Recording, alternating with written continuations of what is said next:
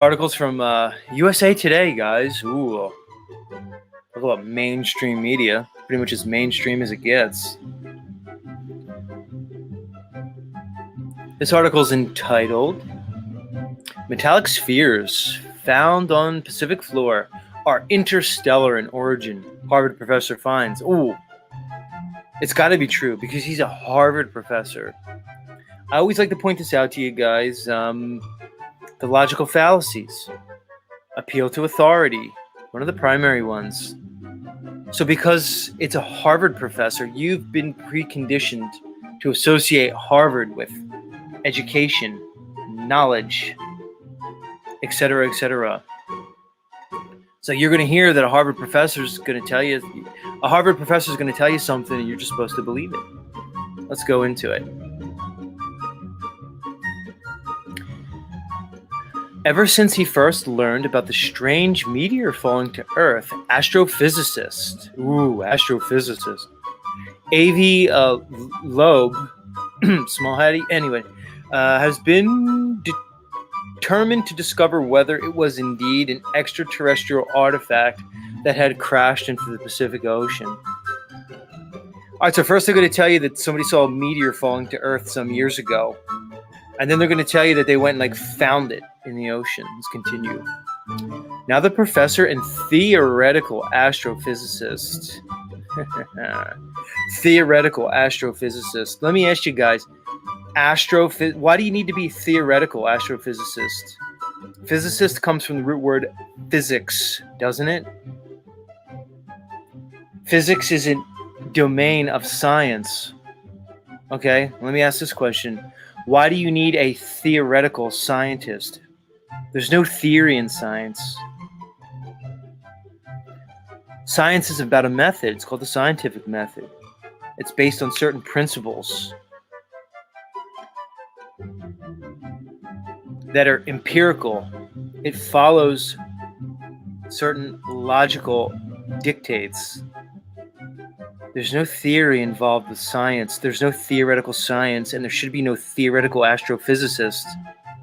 And even more so, there shouldn't be any professors of theoretical astrophysicists at Harvard University getting paid huge sums of money to fucking promote their bullshit. Let's continue. Now the professor and theoretical astrophysicist at Harvard University says he and a team of scientists are one step closer to making that determination after they retrieved suspected remnants of the meteor in June off the coast of Papua New Guinea. Let's look at the wording here. Years ago, there was some kind of meteor that fell in the Pacific, and they retrieved suspected remnants of that meteor in the bottom of the ocean off Papua New Guinea. Yeah, okay, let's continue. On Tuesday, Loeb said in a media release that early analysis suggests that small metallic objects actually are interstellar in origin. Oh, so how many logical and reasonable leaps are we going to make here? You found something in the ocean. You're just going to say it was a meteor that came crashing down years ago that you happened to find. And then you're going to just say that it's, interstellar in origin. Let's continue. The findings may not yet answer the question of whether the metallic spheres are artificial or natural in origin, but Loeb says the team is now confident that what they found is unmatched to any existing alloys in our solar system. So we're going to assume it's from outside of our quote-unquote solar system. Let's continue. See, guys, what I'm trying to say is this goes beyond science. This is what's called pseudoscience. Theoretical science is pseudoscience, which just means theory, non-demonstrable. It goes outside the scientific method, which means it's no science at all. When you delve in the range of pseudoscience, you follow flights of fancy down illogical paths. When you do that, that's how you basically end up in a mindset that can tell you that you live on an impossible spinning space globe, which is pseudoscience, just like this idiot from Harvard. Let's continue. This is a historic discovery because it represents the first time that humans put their hands on materials from a large object that arrived to Earth from outside the solar system. Oh, really? So you found a bunch of metal in the ocean. You're going to say it's a meteor and then give us this narrative. Did the supposed meteor crash in your backyard, Loeb? Did you see it fall from the sky, crash, make a big crater in the ground like Superman when his pod crashed? And then his parents found him? They saw it with their own eyes. Did you? No. You heard there was a meteor, you found some metal in the ocean. Now you're going to say that because it apparently has alloys that we're supposedly not accustomed with, you're going to just say it's from, interstellar origin. Let's continue. I don't want to belabor the point. Loeb wrote Tuesday, where he has been documenting the expedition and resulting studies. Quote, the success of the expedition illustrates the value of taking risks in science despite all odds as an opportunity for discovery of new knowledge. Right? Led by Loeb, the team of scientists and researchers hired by EYOS Expeditions and embarked in June aboard a boat called the Silver Star, bound for Papua New Guinea. Don't be surprised if that name's encoded, Silver Star. That could probably mean so many things. It was north of the country where for 2 weeks the crew financed a $1.5 million enterprise. Charles Hossakin sought to retrieve any remnants they could find from an unusual meteorite they named IM-1 that had crashed into Earth's atmosphere in 2014. That's a long time ago, guys. So you're telling me that 9 years, almost a decade ago, somebody saw a meteor crash, and now here we are, this many years later, they found what they're going to tell you is remnants of it? Come on, guys. Please stop. Please stop, guys. Please stop. Let's continue. Data from the meteor recorded by U.S. government sensors went unnoticed for 5 years until Loeb and Sridhar, then an undergraduate student at Harvard, found it in 1915 and published their findings. So they went through old NASA data and found this data and used that to basically triangulate the supposed location of this meteor in the ocean, and they found it. Yeah, okay. Let's keep going. It wasn't for another 3 years, however. So now from 2019, where they looked through the data 3 years later, that the U.S. Space Command announced in a letter to NASA in March 2020 that the object came from another solar system. Oh my God, guys. You think this is science? Think again. The revelation was vindication for Loeb, co-founder of the Galileo Project, the research program at Harvard Smithsonian Center. Harvard Smithsonian Center. Interesting link there. Anyway, for astrophysics dedicated to scientific research for alien technology. Wow. 7 months later, he and his team were 53 miles off the coast of Manus Island, combing more than 100 miles of ocean. Guys, when planes crash and stuff, they can't even find them. You're telling me this guy found a small meteorite that apparently crashed 9 years ago? I'm not buying it. Combing more than 100 miles of ocean floor with a sled carrying magnets attached to a winch on the deck of the ship.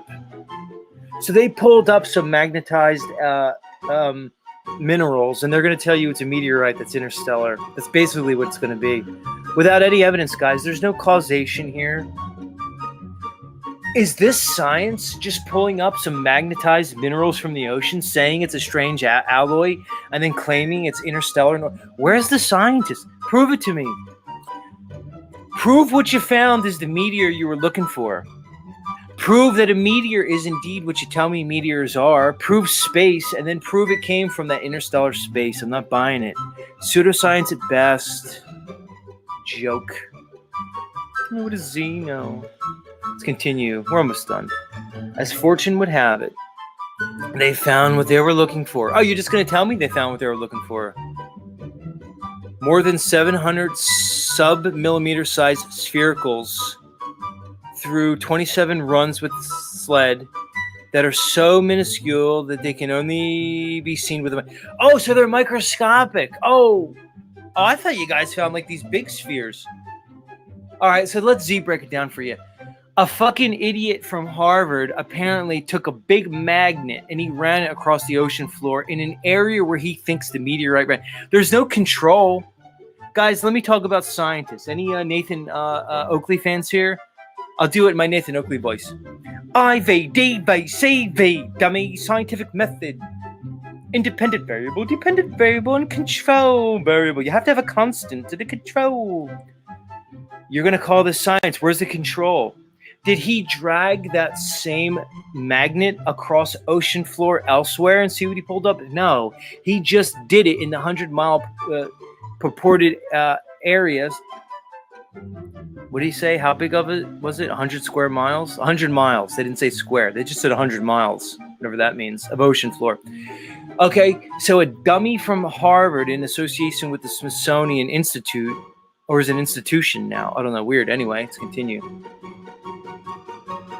An idiot from Harvard and his dummy team spending millions of dollars, they drug a... Is it drag? Doesn't matter. A magnet across some ocean floor.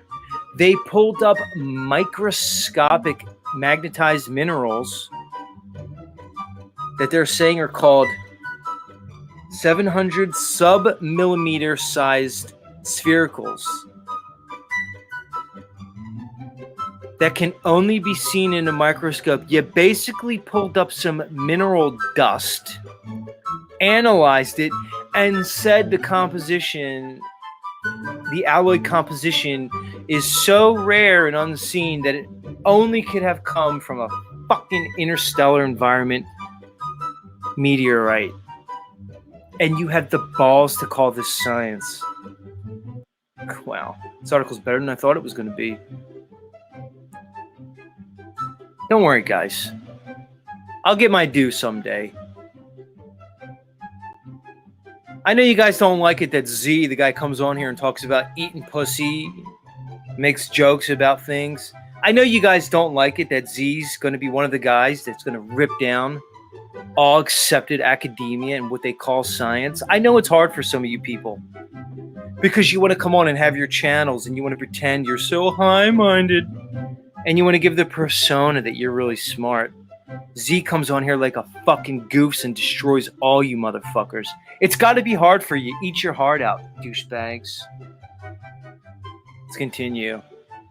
Quote, "This is a historic discovery marking the first time that humans hold materials from a large interstellar object." Yeah, because you just said it is. Huskinson said in a statement, quote, "I am extremely pleased with the results from this rigorous scientific analysis." You might have done a scientific analysis on those minerals that you pulled up and that material, but your study is not scientific in nature. Idiots. Let's continue. We're almost done. Last few sentences. Last few paragraphs. It wasn't the first time that Loeb had theorized that an interstellar object entering our solar system could be an extraterrestrial artifact. In 2017, the comet Oumuamua, a Hawaiian for scout or messenger, was detected flying through the solar system, puzzling scientists with a strange shape and trajectory. Oh, I remember this comet. This is going to be funny, guys. But Loeb posited that the comet, as long as a football field and thin like a cigar. Again, how did you know how big it was? Guys, I've talked about like scaling and vectoring of objects in the heavens, so-called objects. You can't scale things in the heavens without presupposing one of the variables. Like how they presuppose the size of Venus to tell you how big the sun is. Let's continue. As long as a football field and thin as a cigar was able to accelerate as it approached the sun, get this, by harnessing its solar power as a light sail not unlike the way a ship's sail catches. So they're going to say that this comet behaved against their standard model that they give you that involves gravity. So anything that goes against the standard model, instead of just recognizing, admitting that it falsifies their stupid standard model that involves gravity, because they see a so-called comet that's accelerating as it approaches the sun. No. They're just going to tell you that it was being, accelerated as a light sail, not unlike a ship's sail. They're going to tell you that solar energy acted to accelerate it. Oh, God. And they present this to you, idiots, as science. Let's continue. Because no natural phenomenon would be capable of such space travel, Loeb was essentially suggesting it could have been an alien spaceship. Wow. Why don't you just admit it debunks your stupid model and stop lying to people? A study in March explained the comet's odd orbit as a simple physical mechanism thought to be common among many icy comets. Outgassing of hydrogen as the comet warmed in the sunlight. Right. They're just going to presuppose it had ice. They're going to presuppose that as it heated, electrolysis happened, that created the hydrogen that was ignited by the sun's energy, and it accelerated the comet. Are you fucking kidding me? Unbelievable. I can't even... Undeterred, Loeb also began studying around the time the Fireball catalog from the Center of Near-Earth Object Studies at NASA. That led him and Sriraj to discover data on this other comet, this IM1, which had first been detected in 2014. And let's finish. Though too small to be noticed by telescopes through its reflection of sunlight, its collision with Earth generated fireball recorded by the U.S. government centers. Oh, interesting.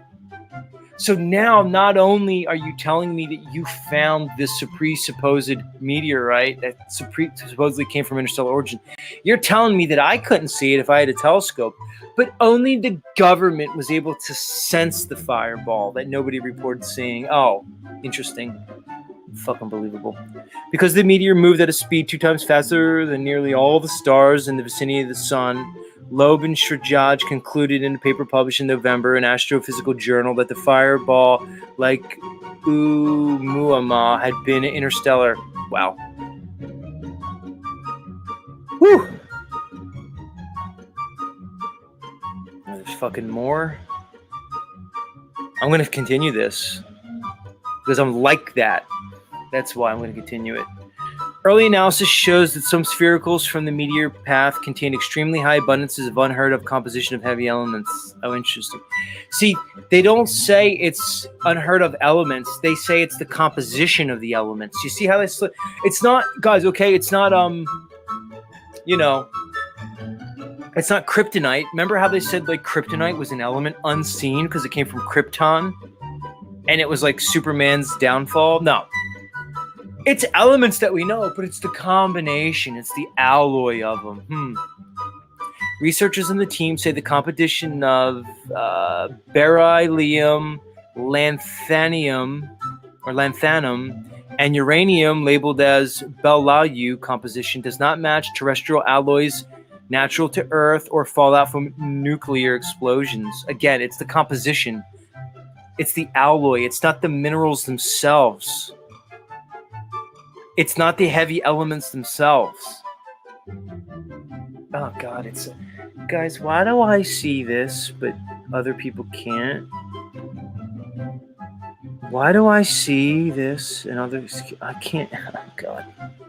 All right, I'm going to try to get through this. I'm going to try.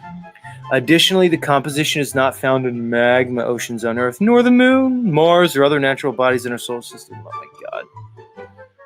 Other elements are thought to have been lost by evaporation. Oh, you're just going to assume that? During IM1's passage through the Earth's atmosphere, researchers said, leading them to theorize that the sphericals could originate in the magma ocean on an exoplanet with iron core outside the solar system. Oh my God, they're actually saying this is science. Oh my God. I don't know. Maybe I am a doom and gloomer. Maybe I need to unblock Smith W. Maybe he's right. Maybe we're all fucked. Maybe we're all fucked because people believe this. Oh no. Doom and gloom, guy. This is doom and gloom to me, if you want to know the truth. Researchers continue to investigate the origins of objects at 4 laboratories at Harvard, University of California, Berkeley, and Brucker Corp, and the University of Technology in Papua New Guinea. Oh, so Papua New Guinea, because we found it near there, gets in on this. I think I'm done here. Loeb also said a paper has been submitted for publication in an unnamed scientific journal. Why not just tell us the journal? The findings demonstrate the success of the first exploratory exposition and pave the way for a second exposition. Oh, you're going to spend more money on it? Said the coordinator, Rob, somebody from EYOS. Quote, we love to enable our clients' projects anywhere on Earth, but this is out of this world. Unbelievable. And that's it. I'm done with that article. It's complete nonsense, guys. They have the balls to call it science. No, it's pseudoscience, which means it's just theory, which means it's made up, which means it's a deception. See, what they're going to do is, guys, they're going to present you and they're going to barrage you with all types of articles just like these with the same bullshit. And they're just going to do it over and over and over again. They're just going to do it emphatically. They're going to do it in their journals. They're going to say it's peer-reviewed research. And they're going to use it. And they're going to tell you over and over again that you're just an idiot if you don't believe it, because all the science shows it. No, it's just consensus. It's all it is. And consensus is proof of nothing. Hey guys, if a bunch of people say you did something, does that mean you did it? If you accuse me of a crime and get a bunch of fucking people up there and say that I did it over and over again, but show no actual proof, does it mean that I did it? No. Because you could just say, well, why would they lie, Z? Why would all these supposed experts say you did something if you didn't do it? It's unbelievable. I'm trying to show you guys something, man. I hope there's at least a few people out there who understand what I'm trying to show you with this stuff.